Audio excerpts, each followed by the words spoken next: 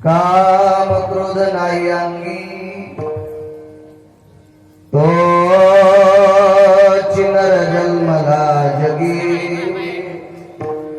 तयाचे होता दर्शन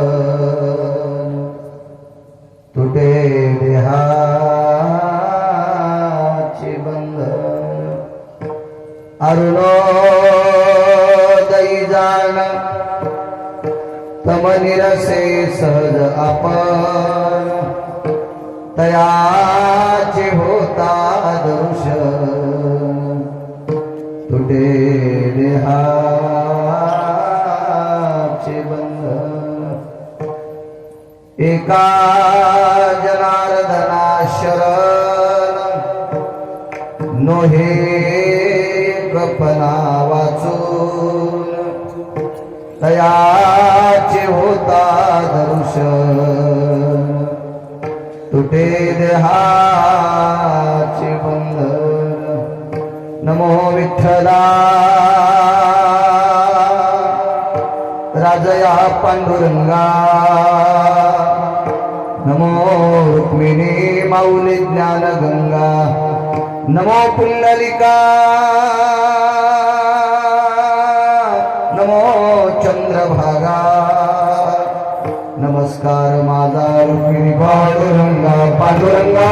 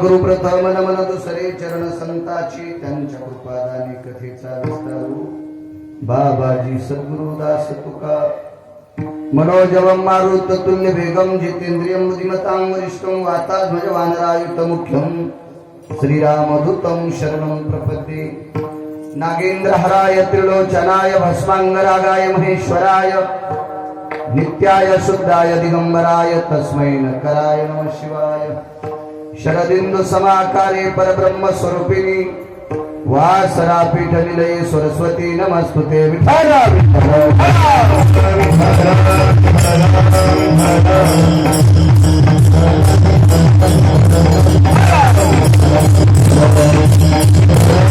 पंचानन समाना तया श्रोत्याची आचरणी जाना साष्टांग नमन करीत असो वाद्यभूषित पावन तो प्रत्यक्ष अमरेंद्रा समान तयाची आचरणी दान साष्टांग नमन करीत असो आता गान गंधर्व देवता कोकिळ कंठ सुराराका जी कीर्तनी वैवासित लोका तयाची आचरणी नमन गा मदरी सतसो परम विख्यात ध्वजान ब्रह्मयाचा असुत नारद जान नाम तितिक्षु तयाची आचरणी नमन गा जेने धर्मजित विलाची बळी तो संभाजी जान नवारी काबतरला जयाची आकुडी तया छत्रपतीची आचरण कमळी साष्टांग नमन करीत असो विठाल.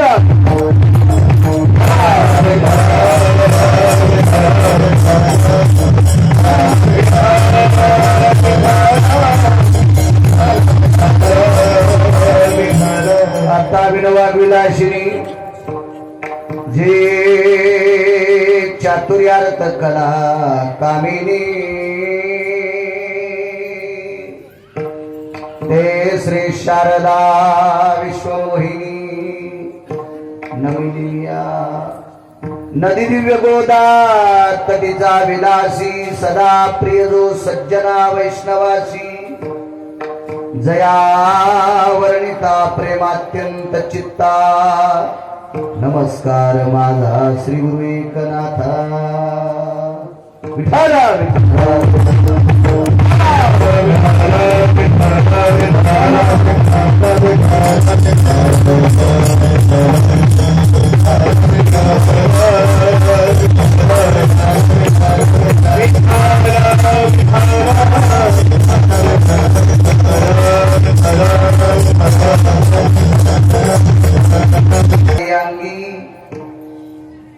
तो चिनर जन्मला जगी तयाचे होता दर्शन तुटे देहाचे बंधन. प्रस्तुत प्राप्त प्रसंग निवडलेला अभंग विश्वमान्य विश्वभूषण विश्वाधिकार विश्वप्रिय देवमान्य शास्त्रमान्य शांतीब्रह्म नाथ बाबा यांचा प्राप्त प्रसंगी निवडलेला अभंग विठाला विठाला.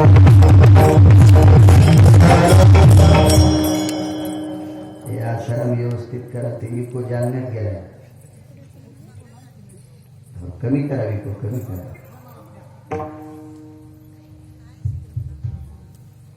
प्राप्त प्रसंगी निवडलेला अभंग माझ्या शांतीब्रह्म एकनाथ महाराजांचा आहे. या अभंगाद्वारे शांतीब्रह्म एकनाथ महाराज नमूद करतात की नेमकं नर कोणाला म्हणायचं. काम क्रोध नाही अंगी तोची नर जन्मला जगी. जन कामावर आणि क्रोधावर विजय पक्केला. जन कामावर आणि क्रोधावर मात केली. यांना हरवलं विजय स्वीकारला. ती माणसं नराच्या यादीत आहेत. तोची नर जन्मला जगी. विश्वामध्ये त्याला नर नावाची व्याख्या आहे. पहिल्यासारखं करावं.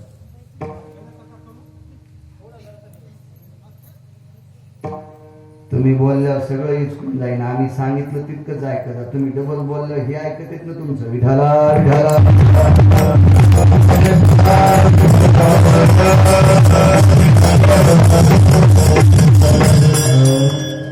तयाचे होता दर्शन तुटे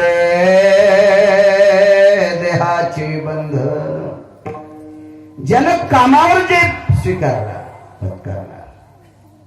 ज्यांनी काम आणि क्रोध जिंकला अशा व्यक्तीचं दर्शन झालं की देहाचं बंधन तुटतंय. कसं बंधन तुटतंय? दृष्टांत दिला तिसऱ्या कडव्यात.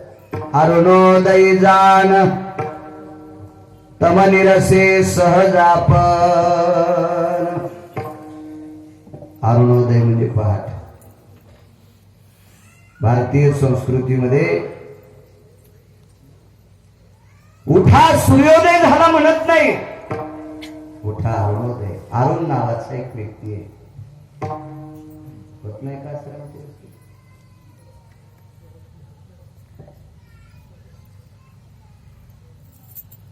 गरुड आणि अरुण नावाचे दोन भाऊ आहेत. त्याच्यापैकी अरुण नावाची व्यक्ती दशरथ भगवान सूर्यनारायणाचा सारथी आहे.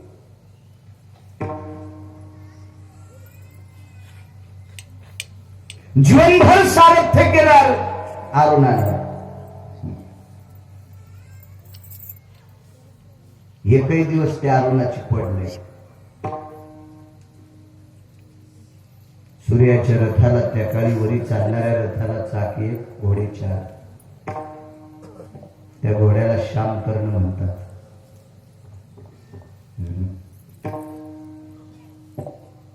खर तर पांढऱ्या रंगाची घोडी होती सूर्यनारायणाची. कश्यपाला 13 बायका. या 13 पत्न्यापैकी एक कद्रू नावाची पत्नी होती. तिला सर्प जन्माला आले. सौती मत्सराच्या वादामध्ये एके दिवशी पैज लागली. त्या पैजेमुळे ही सर्व या कद्रूची पोरं गेली आणि भगवान सूर्यनारायणाच्या रथाचे वारू त्या घोड्यांना चावले. सूर्याचे रथ घोडे कुठं मरत असतात का? भगवान सूर्यनारायणाचे घोडे. पण हे सगळं विष त्या घोड्याच्या अंगात एक ओटलं. म्हणून पांढरी शुभ्र घोडी आहे, पण त्यांची कानं मात्र काळी झाली. म्हणून त्यांना श्याम कर्ण नाव प्राप्त झालं. भगवान सूर्यनारायणाच्या घोड्यांना श्याम कर्ण म्हणतात. श्याम कर्ण सांगून येत नाही का सर नावाचं? ती श्याम कर्ण घोडे विंतेला जी पुत्र झाली पक्षी म्हणतात, विहंगम म्हणतात. तो अरुण सारथ्य करतो. रोज सकाळी अरुणाचं प्राकट्य होतं आणि मग सूर्यनारायणाचा प्रकाश येतो. अरुणोदय जान. अरुणाचा उदय झाला की तमनिरसे सहज आपण. अरुणाचा उदय झाल्याच्या नंतर जो अगोदर प्रकाश येतो का, जुन्या भाषेत आपण त्याला तांबडं फुटलं म्हणायचो. तांबडं फुटलं म्हणायचो. पहाटेचा बालार्क सूर्य आहे. अत्यंत साजूकसा लालबुंद प्रकाश पडतो. तो अरुणाचा उदय झाल्याच्या नंतर. अगोदर सूर्योदय झाला असं कोणी म्हणतच नाही. सकाळच्या अरुणोदय प्रकाश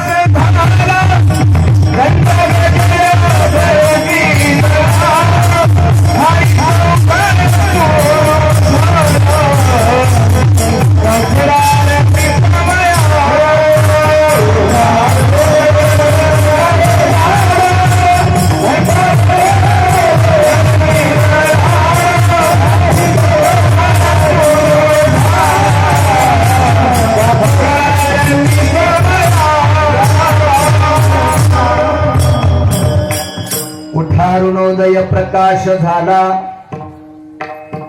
घंटा गजर गरजिन्नला. हरी चौगडा सुरू झाला. काकडारती समयाचा. अरुणोदय झाला की सगळ्या गोष्टी आनंदमय होत असतात. आणि या अरुणाचा उदय झाला की पाठीमाग सूर्याचा प्रकाश आहे. आणि सूर्याचा प्रकाश आला की अंधार थांबतच नाही. तमनिरसे सहज आपण. तम म्हणजे अंधार. सहज अरुणाचा उदय झाला की अंधार नाही सावतो. जसं कामा आणि क्रोध ज्यानं जिंकले त्याचं दर्शन झालं की देहाचं बंधन तुटते. एका जनार्दना शरण नो हे कपना वाचून. शांती ब्रह्म एकनाथ महाराज सांगतात, ज्यानं काम क्रोध जिंकला त्या माणसाचं दर्शन झालं की बंधन तुटतात, पाप संपत आहे. अधिकारी लोक असतात ते. आणि कामावर जे प्राप्त करणं इतकं सोपं नाही. सगळ्या काही गोष्टी जिंकता येत्या, पण कामानं चांगल्या चांगल्यांना फटके दिले. काम इतकाही चित्र आहे, त्यानं चांगल्या चांगल्याची नाकं ठेसली, थुत्र ठेसली कामानं. इतका काम बदमाश आहे. आणि ज्यानं काम जिंकलाय तीच माणसं संतांच्या यादीत आहेत. तीच माणसं दर्शन घेण्याच्या योग्यतेची आहेत. ज्यानं काम एखाद्या वेळेस लग्न नाही केलं म्हणजे तो लायक संपन्न नाही असा काही विषय नाही. स्वतःची पत्नी सोडून जगातल्या प्रत्येक स्त्रीला जो माय आणि बहीण म्हणतो का, तो दर्शन घेण्याच्या लायकीचा आहे. काम आणि क्रोध जिंकणं हा महत्वाचा आहे. हा साधा सोपा सरळ अभंगाचा अर्थ झालं. कीर्तन विठ्ठला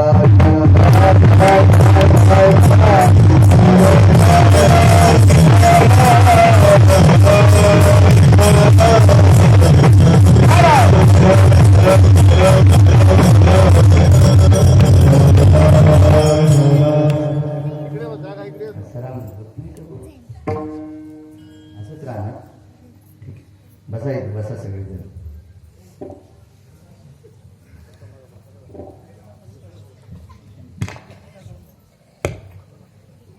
योगा साधा मोठ्या श्रद्धेने मोठ्या अट्टहासाने चालत असलेला अखंड हरिनाम सप्ताह, ज्ञानदान अन्नदान सोहळा, या परम पावन सोहळ्यामध्ये मला वाटतं आजच्या 3ऱ्या दिवसाचं कीर्तन करण्याचा योग माझ्याकडे आला. सेवा नाही, आमची सगळेच लोक सेवा म्हणते. सेवा कशाला म्हणायची? पाकिट नारळ तर लांब सोडून द्या, बुक्का पण लावून घ्यायचा नाही, हार सुद्धा नाही, त्या कीर्तनाला सेवा म्हणायची. आम्ही कीर्तन गोड करतो आणि जाताना तुमचा घाम काढतो, कशी सेवा म्हणता येईल? ऐका नाही, अशी जर कोणी सेवा म्हणत असेल ना त्याला नदीत नेऊन हाणायचं. आणि तुम्ही यालाही टाळ्यात वाजवली का?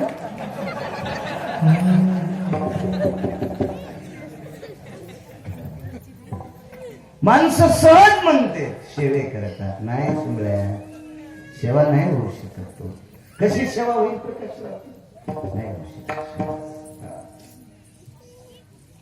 खुर्ची नीट ठोकर झालं, खुर्ची आहे आकाराची. रोज एका गावचं खाऊ खाऊ मी सोडून गेलो. खुर्चीचा काय दोष आहे? आजच्या 3ऱ्या दिवसाचा कीर्तन करण्याचा योग मला हरिभक्तीपरायण भागवताचार्य दशरथ महाराज संपर्क करत होते.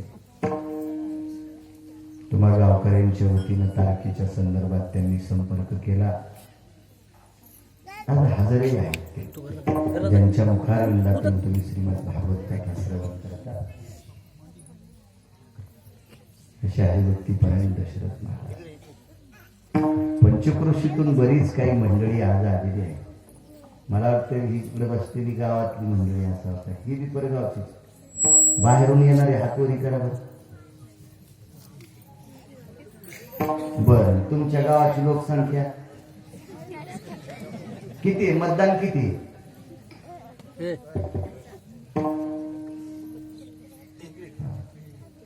असू द्या, भरपूर जेवढ्या माणसाला झोप येत असते. बरीच परगाव, सिद्धनाथून रावणाजी पाटील आदी करून बरीच मंडळी, पांढरवाडीचे परगाव, निलगेकर, प्रकाशराव, हे सगळे जे मंडळी, तर सगळ्याचे नाव मला पाठ नाहीत. माफ, कारण एवढ्या लोकांचे नाव कसे पाठ करणार? मला तर तुमच्या भागातला आमदार व्हायचे, काही विषय नाही. हे ठळक ठळक लोकांची नाव पाठ आहेत. सगळ्यांची नाव घेतली अशी गृहीत धरा. लयच नाव घ्यायची हौस असेल, सक्रातीच्या दिवशी ज्याची त्याची बायको घेईलच, मॅच घ्यावा असं काही मान नाही. आणि मी घेऊन बी काय उपयोग आहे? मी नुसतं नाव घेईन, जीव थोडाच घालतो. ती नावं घेतील, भाकरी खाऊ घालतील, त्याच्यामुळं तिलाच सारी आणि जा भारीची. देव तुमचं चांगलं करेल. मोठ्या श्रद्धेनं चालत असलेल्या या सोहळ्यात मायमावले असतील आदी करून सर्व मंडळी, सर्वांना मनपूर्वक प्रणाम करतो. माझी ज्ञानोबराय तुकोबाराच्या नामाचा जयघोष करणारी कोणी जन मंडळी, त्यांनाही प्रणाम करतो. काम क्रोध नाही अंगी, तो चिनर जन्मला जगी. काम फार विचित्र आहे. गावाचं नाव मला वाटते पारवी, पारवी वैजापूर असं नाव आहे. छान गाव, पहिल्यांदा बघण्यात आलं. 3006 गावं आजच्या महाराष्ट्रातली माझी पूर्ण झाली. ज्या गावात पहिल्यांदा जातो ते गाव नोंदीत घेतो. छान गाव, बागायती गाव, कष्टकरी माणसं, सात्विक सदाचारी माणसं, ज्यांच्याकडे आपण थांबलो. दशरथ बुवा चांगलं कुटुंब, सात्विक कुटुंब, आदरातिथ्य केलं त्यांनी धन्यवाद. जोपर्यंत काम जिंकत नाही तोपर्यंत काही यादीतच येता येत नाही. एक म्हणे मी शास्त्र पाठ केले, पुराण पाठ केले, वेद पाठ केले, सर्व गाथे पाठ केली, सर्व ग्रंथ पाठ केले, पण एखादी सुंदर स्त्री दिसली की पोटात डब्बा उठतो. रावणाचा दुसरा अवतार. तू एवढं पाठांतर करून काही फायदा नाही. अभंग पाठ नसली तरी चालेल, शास्त्र माहित नसली तरी चालते, वेद कशाला म्हणते हे माहित नसलं तरी चालेल, पुराणाचाही अभ्यास नसला तरी चालेल. स्वतःची पत्नी सोडून जगातल्या स्त्रीला बहीण आणि माय माहित असेल तो एक नंबरचा सारा. लय काम जिंकायचं, लय डोंगर पुढचा, हे काय आपल्याच्याने होऊ शकत नाही. हे अधिकारी लोकांची ताकद आहे.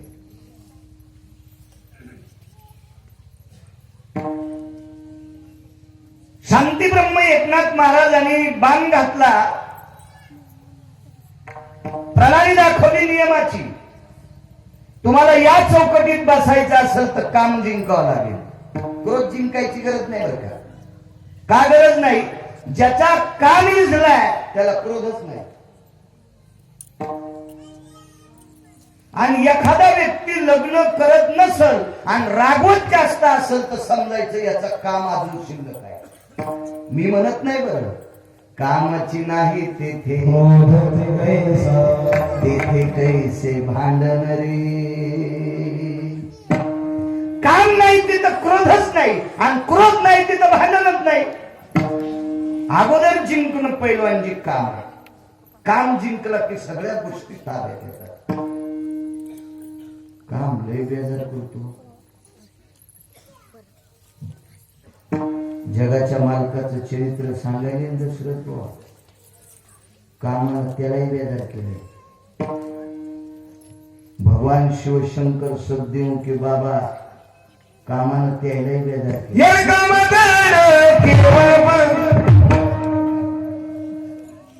कामाजी कोतवाल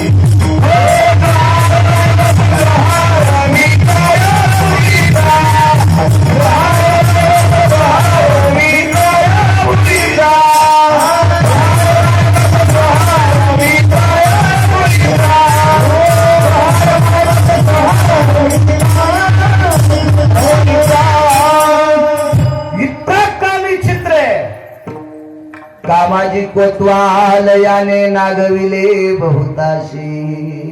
बहुत म्हणजे संख्या नाही आणि ठराविक लोकांची नाव दिले. हरिहराची आभरू घेतो भय नाही त्याशी. हरी म्हणजे विष्णू, हर म्हणजे शंकर. काय परेशानी झाली विष्णूची? एका राक्षसाला मारण्यासाठी कामांतकरणात घ्यावा लागला. एका बाईचं चारित्र्य बाटवलं म्हणून पंढरपुरातल्या मालकाला एका अवतारात गंडकी नावाच्या गंगेमध्ये दगड होऊन पडावं लागलं. शालिग्राम किती कामान फटका हाणला पंढरपुरातल्या मालकाला. ज्याच्या कृपेशिवाय सूर्याचा प्रकाश नाही, तुझ्या कृपेने वेदाशी बोलणे, सूर्याशी चालणे तुझ्या बळे. ऐसा तू समर्थ ब्रह्मांडाचा धनी. सगळ्या गोष्टी ज्याच्या ताब्यात आहे. इथं नेहमी सांगत असतो, तुम्ही ऐकून ऐकून आंबट झाला असता. आंबट कस काय होता? पेच पडते ते ऐकल्यावर. तुम्हाला आणि मला इथं किती दिवस बसवायचं, कोण्या दिवशी मळ्यात नेऊन फुकायचं. ज्याच्या हातात आहे त्याला जगाचा बाप म्हणतात, त्याला कामांचा. कोण? शिवशंकर. संहार कार्य ज्याच्या ताब्यात आहे, निसर्गाचं चक्र ज्याच्या दृष्टीत आहे, त्या शिवशंकराने एके दिवशी बिना कपड्यात फिरावं लागलं. भिल्लिनीच्या पाठी लागे लागे पंचानन ग. भिल्लनीच्या पाठी लागे लागे पंचानन ग. दिगंबर रूप झाला झाला पंचानन ग. त्रिशूळ गेले डमरू गेले गेले व्याघ्रांबर ग त्रिशूळ गेले डमरू गेले गेले व्याघ्रांबर ग भिल्लनीच्या पाठी लागे लागे पंचानन ग भिल्लिनीच्या पाठी लागे लागे पंचानन ग कोण होती भिल्ली पार्वती आई साहेब वनात तिचं रूप बघून किती कामी चित्र याच्या पलीकडे सांगू का या काम नावाच्या व्यक्तीनं भगवान शिव शंकराला लाल फुल मारलं आणि मग शंकराच्या लक्षात आलं भगवान शिव शंकरानं ह्यो काम्या होळीच्या दिवशी फुकला होळी कळते ना तुम्हाला आता येईल ना होळी त्या होळीच्या दिवशी फुकला त्यालाच काम देऊ म्हणते बदमाश होता ते बदमाश चांगल्या बेजार केलं ते काम्या इतका कामी चित्र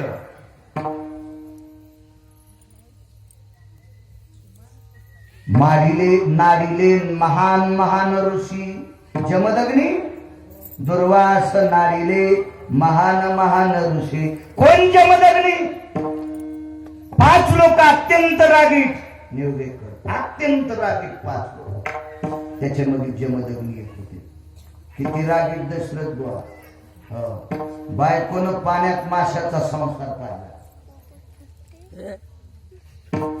माशाचा संसार पाहिला रोज मालकाचे पाय धुवायला पदरात पाणी आणत होती वटी पदर असतो स्त्रीला 2 पदर असते पांघरता एक आणि वटी पदर एक पूजेचा नारळ प्रसाद दिला तर त्या वटी पदरात घेत असते आपल्या भारतीय संस्कृतीची स्त्री आणि त्या वटी पदरात पाणी आणायची आणि मालकाचे पाय धुवायची पाणीची येईल वटी मालकच होता आपल्यासारखं बरोबर आता काही सण करणार थोडाच होता ते पाणी कस कळत नाही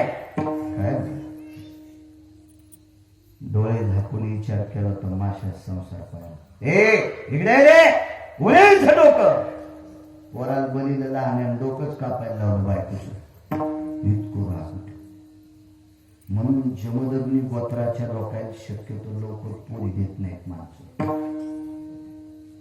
पाहत होते म्हणून देत नव्हते आता ते जण गोत्रच नाही कळत देवबाप्पा विचारतात तुमचं गोत्र काय ते भावतांच्याकडे बघत तुला माहित नाही त्याला काय माहिती सुमल्या तुझ्या गोत्राचं तुला मिळ नाही शेजाऱ्याला काय विचारतो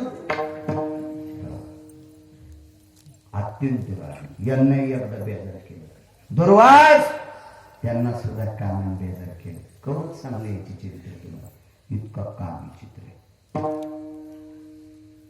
काही जिंकत नाही काम नाही जिंकत एका म्हाताऱ्याला नदीच्या पलीकडे जायचं होतं विद्वान म्हातार वयस्कर होते म्हणून म्हातार म्हणायचं साधू होते पलीकडे जायचं गंगेचं पात्र कुडुंब भरलेलं पाण्यानं कसं जावं पलीकड